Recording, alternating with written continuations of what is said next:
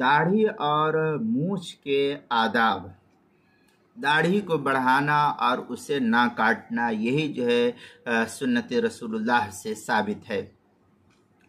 چنانچہ اس سلسلے میں جو ہے کافی تفصیلی بحث مسلم شریف کے اندر نقل کی ہے۔ قال نبی صلی اللہ علیہ وسلم احف الشوارب و احف اللحا، یہ مسلم شریف کتاب الطہارہ باب خصال الفطرہ، جلد نمبر 1 صفحہ نمبر 129، جلد حدیث نمبر 259۔ آپ صلی اللہ علیہ وسلم نے فرمایا مونچھوں کو نہ چھوڑو اور داڑھی کو نہ چھیڑو، مطلب یہ ہے کہ مونچھ کو کاٹو اور داڑھی کو بڑھاؤ۔ دوسری صورت یہ کہ داڑھی میں کنگھی کرنا اور اسے درست رکھنا۔ بعض لوگ وہ ہے جو بالکل گندی سندی داڑھی رکھتے ہیں، تیل وغیرہ بھی نہیں لگاتے، اس کو دھوتے بھی نہیں، صاف ستھرا بھی نہیں کرتے ہیں، تو یہ بھی اسلامی طریقے کے خلاف ہے۔ چنانچہ اللہ کے رسول صلی اللہ علیہ وسلم اس میں کنگھی بھی کرتے تھے، بالوں سے صاف بھی، تیل پانی سے صاف بھی کرتے تھے، اور آپ صلی اللہ علیہ وسلم داڑھی میں تیل بھی لگاتے تھے۔ یہ جو ہے آپ صلی اللہ علیہ وسلم کی سنت ہے۔ چنانچہ شعب الایمان میں ہے کان نبی صلی اللہ علیہ وسلم یکسر دہن رأسہ ویسر لحیتہ بالماء، یہ شعب الایمان کی روایت ہے۔ فصل فی اکرام الشعر و تدہینہ، جلد نمبر 8 صفحہ نمبر 428۔ آپ صلی اللہ علیہ وسلم کثرت سے سر میں تیل لگاتے اور داڑھی میں پانی سے کنگھا کیا کرتے تھے، تاکہ جو ہے بال ایک دوسرے کے اندر اس طریقے سے جو گھل مل جاتے ہیں یہ نہ ہو، بلکہ بالکل سب کے سب بال جو ہے الگ تھلگ رہے اور خوبصورت معلوم ہو، زینت جس کو ہم کہتے ہیں۔ نمبر 3، آئینہ دیکھ کر داڑھی کو درست کرنا، آئینہ دیکھ کر کے داڑھی کو درست کرنا۔ چنانچہ اس سلسلے میں المعجم الاوسط کے اندر ہے قالت عائشہ رضی اللہ تعالی عنہ کانا ينظر فی المرآة اذا سرح لحیتہ، یہ المعجم الاوسط للطبرانی کی روایت ہے۔ باب من اسمہ احمد، یہ جلد نمبر 6 صفحہ نمبر 264، حدیث نمبر 6367 پر اس کو نقل کیا۔ حضرت عائشہ صدیقہ رضی اللہ تعالیٰ عنہ فرماتے ہیں کہ آپ صلی اللہ علیہ وسلم اپنی داڑھی درست کرتے وقت آئینے میں دیکھ لیا کرتے تھے۔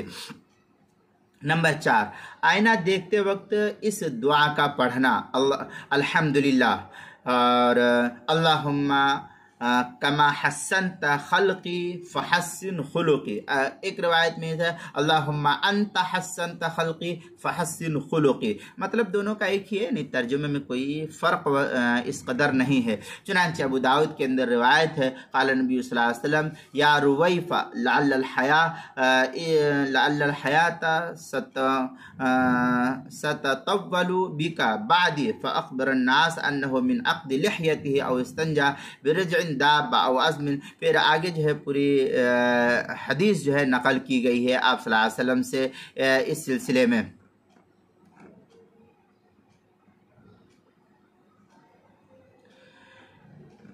یہ جو پہلے روایت نقل کی ہے، پہلے اس روایت کو دیکھ لیتے ہیں جو اللہم انت حسنت خلقی ہے، اس روایت کو دیکھتے پھر اگلی روایت کو دیکھتے جو میں نے ابھی پڑھی تھی۔ چنانچہ اس روایت کو جو آئینہ دیکھنے کے اس میں جو آپ صلی اللہ علیہ وسلم دعا پڑھتے الحمدللہ اللہم کما حسنت خلقی فحسن خلقی، وہ روایت عمل الیوم واللیلہ لابن سنی اس کے اندر نقل کی ہے۔ قال علی ابن ابی طالب رضی اللہ تعالی عنہ ان النبی صلی اللہ علیہ وسلم کان اذا نظر وجهه فی المرآة قال الحمدللہ اللہم کما حسنت خلقی فحسن خلقی، یہ عمل الیوم واللیلہ باب ما یقول اذا نظر فی المرآة، یہ جلد نمبر 1 صفحہ نمبر 128، حدیث نمبر 163 پر اس کو نقل کیا۔ حضرت علی بن ابی طالب رضی اللہ تعالیٰ عنہ فرماتے ہیں آپ صلی اللہ علیہ وسلم جن آئینے میں دیکھتے تو یہ دعا پڑھتے الحمدللہ اللہم کما حسنت خلقی فحسن خلقی۔ نمبر 5، داڑھی میں گرہ نہ لگانا۔ بعض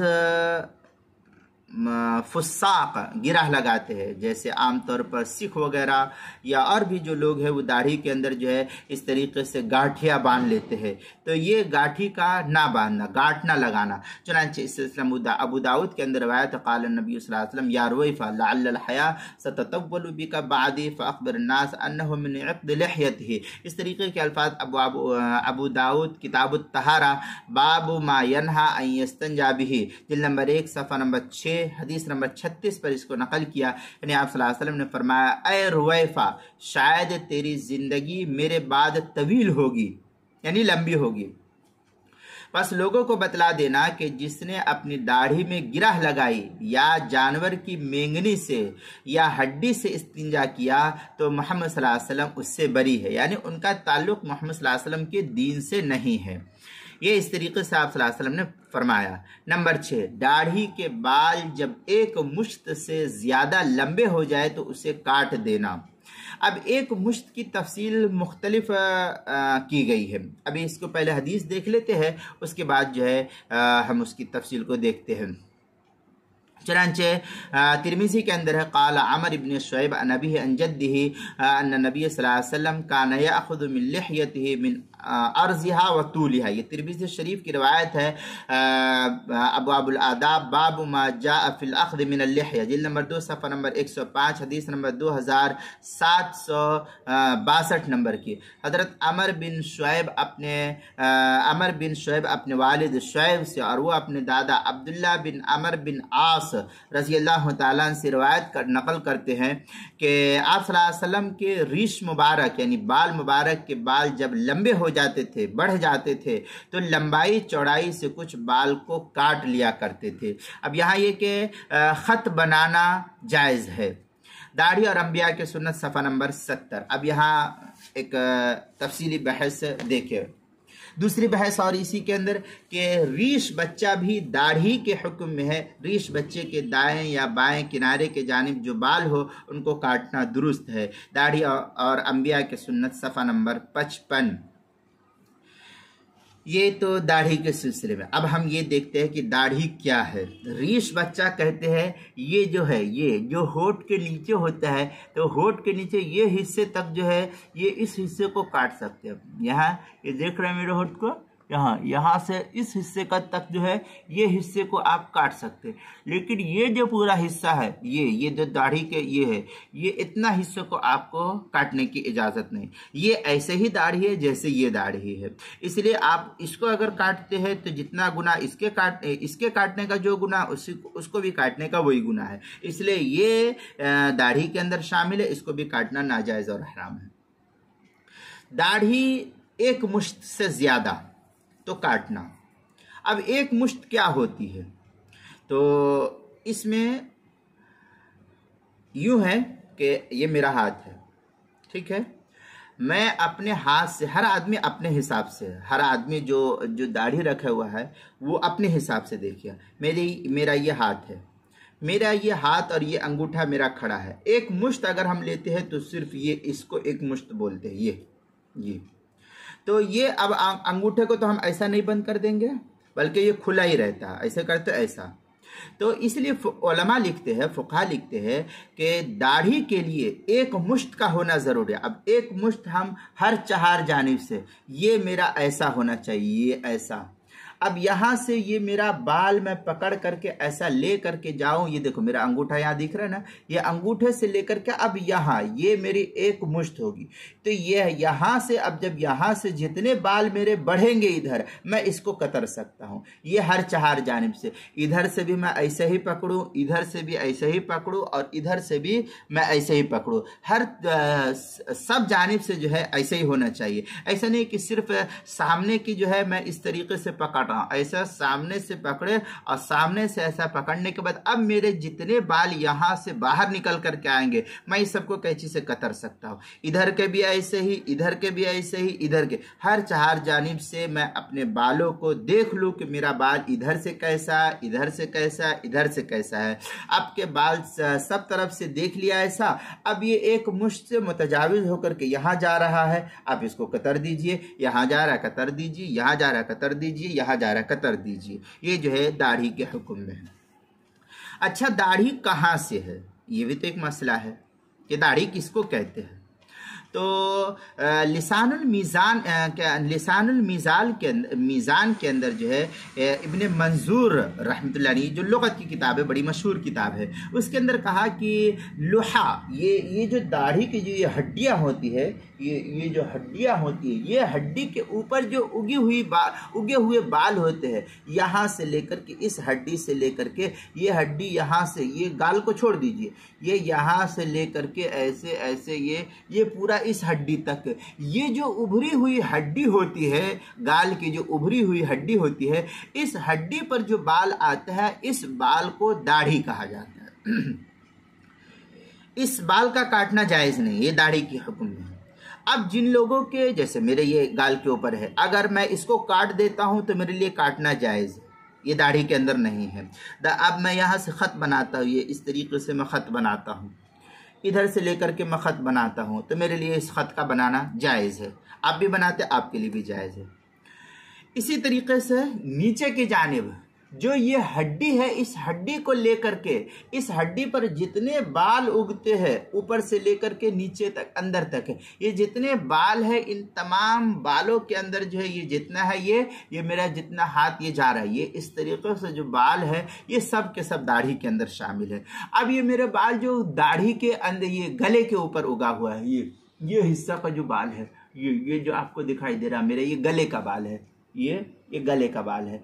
तो अब अगर कोई आदमी गले के बाल को काटना चाहता है तो गले के बाल को काटना उसके लिए जायज़ है, वो दाढ़ी के अंदर शामिल नहीं है।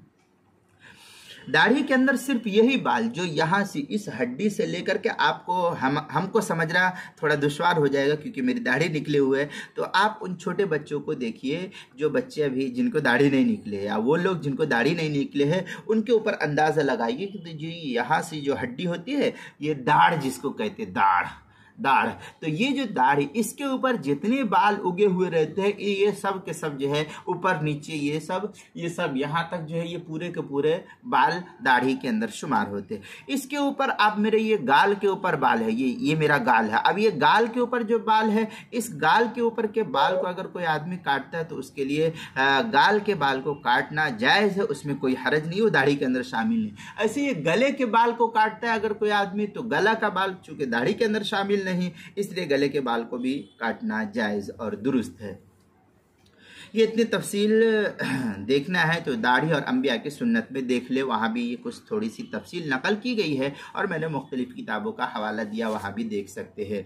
ये तो 6 बहस थी दाढ़ी और मूछ के सिलसिले में। 7वीं बहस ये कि मूछ का कतरवाना, मूँछों का कतरवाना। चुनांचे इस सिलसिले में तिरमिज़ी में क़ाल नबी सल्लल्लाहु अलैहि वसल्लम मन लम याख़ुज़ मन शारबहु फ़लैसा मिन्ना, कि ये तिरमिज़ी की रवायत है। अबवाबुल आदाब बाब मा जाअ फ़ी क़स्स शारिब, जिल्द नंबर 2 सफ़र नंबर 105, हदीस नंबर 2761। आप सल्लल्लाहु अलैहि वसल्लम ने फरमाया, जो शख्स मूँछ को ना कतरवाए वो हम में से, यानी हमारे तरीक़े पर नहीं है। अब यहाँ बहुत से हमारे वो लोग जो अच्छे खासे दीनदार है, वो कहते हैं कि अब मूँछों को कतरवाना चाहिए या मूँछों को छिलवाना चाहिए। तो इस सिलसिले में बेहतर और अफजल तरीका यह है कि मूँछों को कैंची से काटा जाए। अब कैंची की जगह जैसे आजकल जो मशीनें होती है, मशीनों के ज़रिए से मूँछ को काट लिया जाता है तो बिल्कुल साफ़ हो जाता है, उसका भी इस्तेमाल कैंची के अंदर शामिल होगा। अब वो जो ब्लेड का इस्तेमाल होता है, अस्तूरे का इस्तेमाल होता है, तो इसी तरीके से जो क्या नाम है, आजकल मशीनें आ रही है, ऐसी मशीनें जो बिल्कुल ऐसा चिकना कर दिया जाता है जो अस्तूरे के हुक्म में है, तो उसको कतरवाना नहीं कहते, उसको छिलवाना कहते हैं। तो ये भी जायज़ है, नाजायज़ और हराम नहीं है। तो बाज़ वो लोग जो छोटी छोटी बातों के ऊपर बहसो मुबाहसा तो करते हैं लेकिन बड़ी बातों से गाफिल रह जाते हैं, तो ये ज़रा दुरुस्त नहीं है। आपको बाहर सूरत काटना हो या छिलवाना हो, दोनों सूरतों में आपको जो है जायज़ है, आपके लिए गुंजाइश है, आपकी मर्ज़ी। आपको चाहे काटना है तो काटिए और आपको छिलवाना है तो छिलवाइए, लेकिन बेहतर तरीक़ा आप सल्लल्लाहु अलैहि वसल्लम का वो कैंची से कतरने का था। अगर आपको इस सुन्नत पर अमल करना है तो आप मशीन वगैरह का इस्तेमाल ना कीजिए, कैंची का इस्तेमाल कीजिए, ये सबसे बेहतर और अफजल है और यही सुन्नत से साबित है। बाकी जो है अगर आप छिलवाते हैं ब्लेड के ज़रिए से, उस्तूरे के ज़रिए से, तो इसमें भी गुंजाइश है। आपको नाजायज़ और हराम नहीं कहा जाएगा कि आपने नाजायज़ और हराम काम किया, ये क्यों कर रहे हो, या ऐसा भी नहीं है। आपको इसकी भी गुंजाइश है, आप ये भी काम कर सकते हैं, छिलवा भी सकते हैं, काट भी सकते हैं, लेकिन मैंने पहले बतलाया कि कतरवाना कैंची के ज़रिए से ये बेहतर और अफजल है। چنانچہ یہ تفصیلات جو ہے سنن و آداب قرآن و حدیث کی روشنی میں اس کے معمولات یومیہ بالوں کے آداب، عنوان ہے داڑھی اور مونچھ کے آداب، صفحہ نمبر 65 اور صفحہ نمبر 66 پر اس کو نقل کیا، وہاں پر دیکھ سکتے ہیں اس کی تفصیلی بحث۔